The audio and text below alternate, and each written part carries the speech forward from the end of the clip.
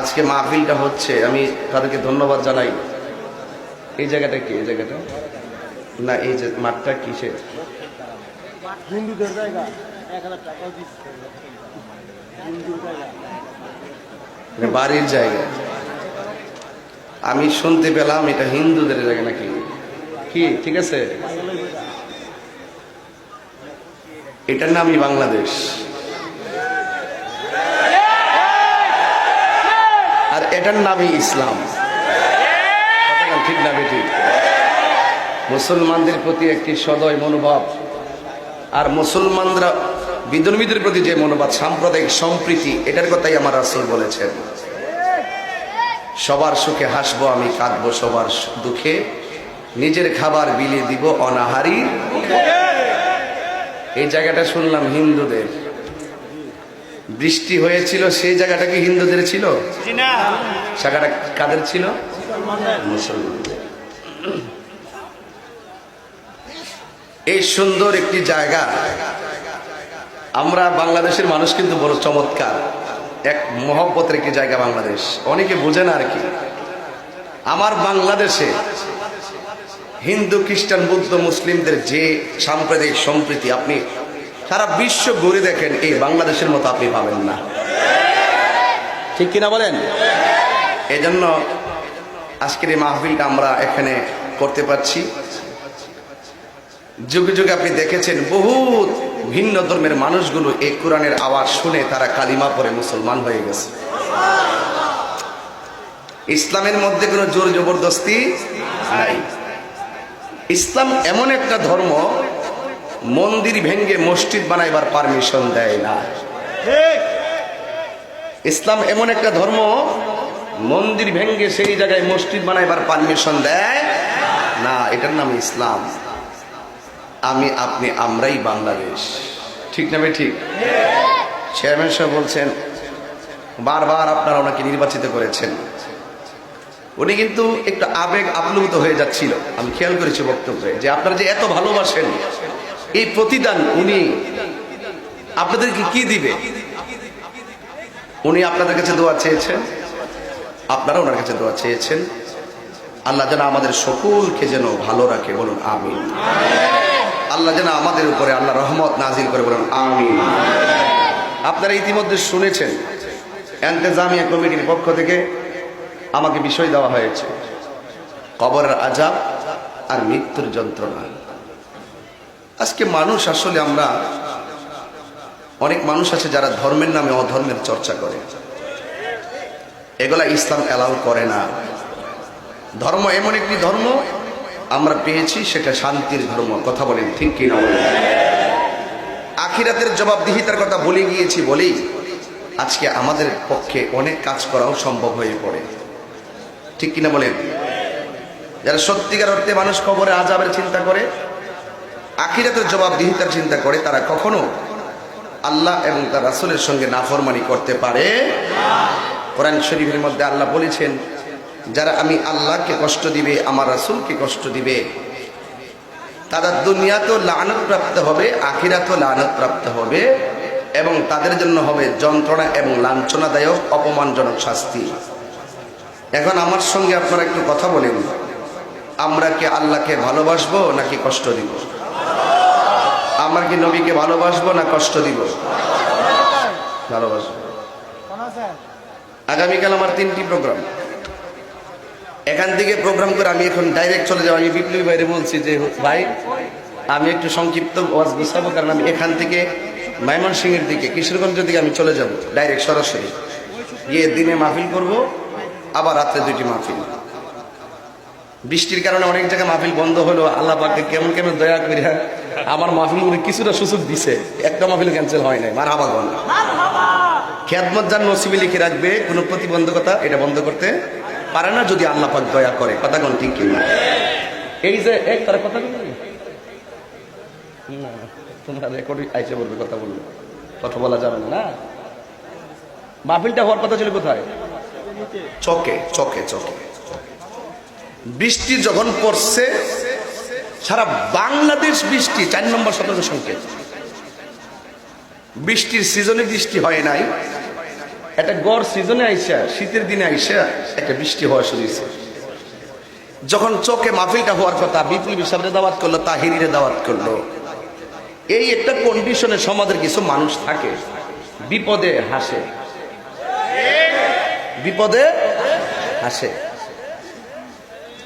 বৃষ্টি যখন মাঠে বইরা মাঠটা মাহফিল করার অনুপযোগী হয়ে গেছে, তারা মনে মনে বলা বলি করছে যে ভালো হইছে তাহিরির মাহফিল, বড় গারমোরা, আল্লাহ বৃষ্টি দিয়ে সব বাসায় দিছে, আর করতে পারবে।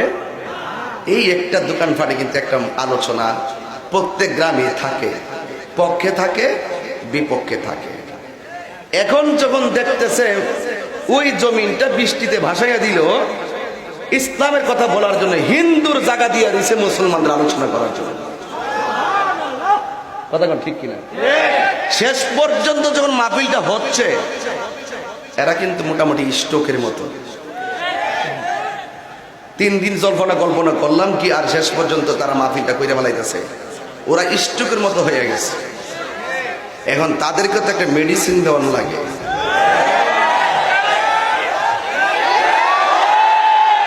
হাত দিলে বলেন, হাত দিলে বলেন, হাত দিলে বলেন, একটু মেডিসিন দেওয়া লাগে। এই মেডিসিনটা দিলেই তারা কোনোদিন ভালো একটা কাজ আল্লাহর বৃষ্টি দিয়া, আল্লাহ যদিও আমাদেরকে পরীক্ষা করছে, ওই পরীক্ষার মুহূর্তে তারা তামসা আর মজা করবে না।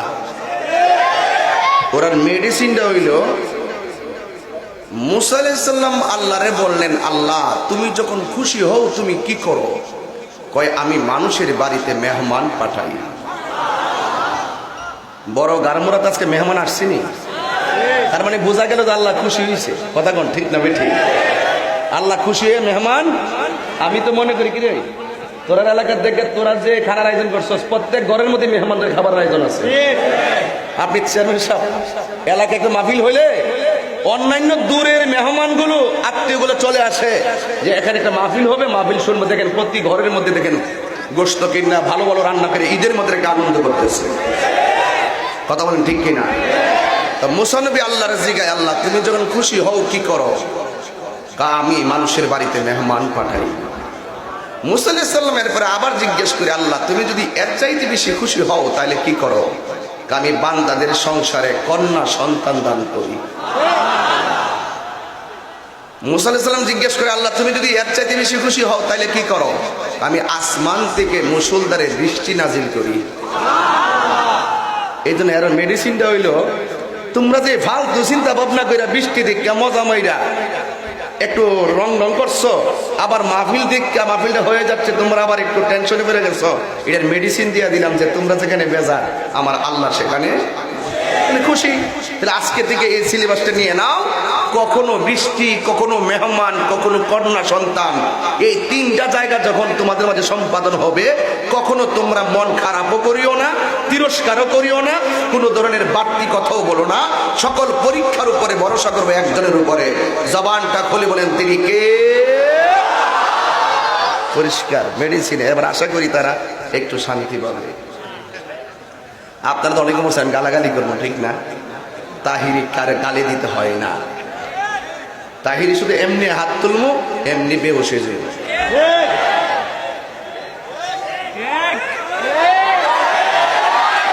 কিছু বলতেছে, কিছু বলতেছে, এই ধাক্কা দেবে, এই শেষ। কাহারও বিপদে কেউ হাসতে নেই। আল্লাহর পক্ষ থেকে বান্দার উপর যদি কোনো রোগ বিমার হয়, আমার দেশের অভ্যাস আছে, কাহার যদি ক্যান্সার হয় তখন একটা ধর্মের দোহাই দেয়, কয় এর পুতে এমন চলাফেরা করে, তাই এমনি চলে, হে এমনি চলে, এর লেগে হাতের ক্যান্সার হয়েছে। এইভাবে কিছু কথা আছে না নাই? একটা বাচ্চা যদি প্রতিবন্ধী হয়, একটা বাচ্চা যদি বুবা হয়, তখন তার ধর্মের দোহাই দেয়, তোর জামা এমনি চলছে, তুই এমনি চলছে, তুই তোর ঘরে বুবা হয়েছে। এই একটা সন্তান যদি কালো হয় তাকে বলা হয় তুই কালো, একটা ছেলে যদি খাটো হয় তাকে বলা বলা হয় বামন, একটা ছেলে যদি লম্বা হয় তাকে তিরস্কার করা হয়, একটা ছেলে যদি গরিব হয় তাকে তিরস্কার করা হয়, একটা ছেলের বাবা যদি দুনিয়া থেকে চলে যায় তাকে তিরস্কার করা হয়, একটা মেয়ে যদি কালো হয় তাকে নিন্দার কথা বলা হয়। খবরদার, আল্লাহ বলছেন আল্লাযী খালাকাকা ফাসাওয়াকা ফাআদালাক ফি আইয়ি সূরাতিন মা শাআ রাক্কাবাক। এই পৃথিবীর সকল মানুষ, লম্বা বলো, কালো বলো, খাটো বলো, সুন্দর বলো, এই পৃথিবীর কেউ বানায় নাই। আমি আল্লাহ যেমন চেয়েছি, আমি আল্লাহ নিজে পছন্দ করে বানিয়েছি।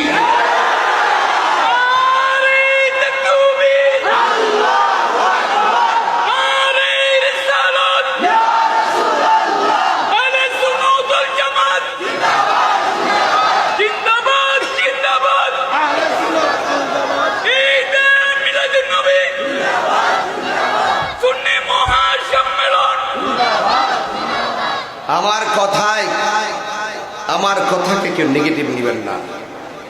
বান্দা আমার বানাইছে কে? আপনারা বানাইছে কে? আপনি এত ফ্যাশন করেন কেন?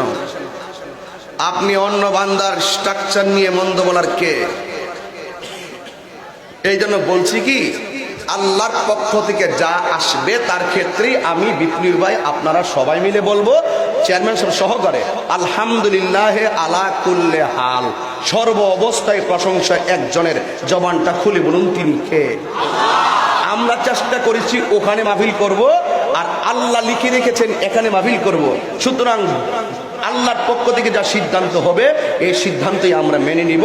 কারণ আল্লাহ সুখে রাখলে তুমি রহমান, দুঃখে রাখলে তুমি রহমান। তুমি বানিয়েছো আমি, তুমি রহমান। তুমি হায়াতের মালিক, তুমি রহমান। তুমি মৌতের মালিক, তুমি রহমান। তুমি রহমান, তুমি রহিম, তুমি খালেক, তুমি মালিক, তুমি রাজ্জাক, তুমি কাহ্হার, তুমি ইয়াজাল জালালি ওয়াল ইকরাম। চিৎকার মেরে কোন সুবহানাল্লাহ। তো তুমি এত লাফাও কেন? এই জন্য পৃথিবীর কোন মানুষ চেয়ারম্যান সাহেবের পক্ষে কি সবাই ছিল? কথা কয় না। পাস করছেন চেয়ারম্যান সাহেব নাকি? তো আপনি গাল ফুলের আইন করেন, আপনি কর না যে আমি আরেকজনকে ভোট দিছি, চেয়ারম্যান তো আরেকজনে ভোট দিছে, শেষ পর্যন্ত উনি চেয়ারম্যান হয়ে গেছে। উনাকে তো কেউ বানা নাই, উনার তকদিরে লেখা আছে উনি সমাজের নেতৃত্ব দিবেন, সমাজের কল্যাণে কাজ করবেন। উনার ভাগ্যে লেখা আছে ক্ষমতা, উনার ভাগ্যে লেখা আছে চেয়ারম্যান হবে। আল্লাহ বলেন আমি যাকে ইচ্ছা করি তাকে রাজত্ব দান করি। এটা তোমার হাতে নাই। জবানটা খুলে বলেন কার হাতে রয়েছে? সব মিলে বলেন না, চেষ্টা করেন, বলেন। বলতে অসুবিধা কি? যে না, উনার তাকদিরে আছে উনি চেয়ারম্যান, উনার তাকদিরে আছে উনি বক্তাগিরি করবে, আমার তাকদিরে আমি বক্তাগিরি করব। আল্লাহ লিখে রেখেছেন এই মাহফিলে কে কত টাকা দিবে। আজকে বিপ্লবী ভাই কালেকশন করছে, কত করছে?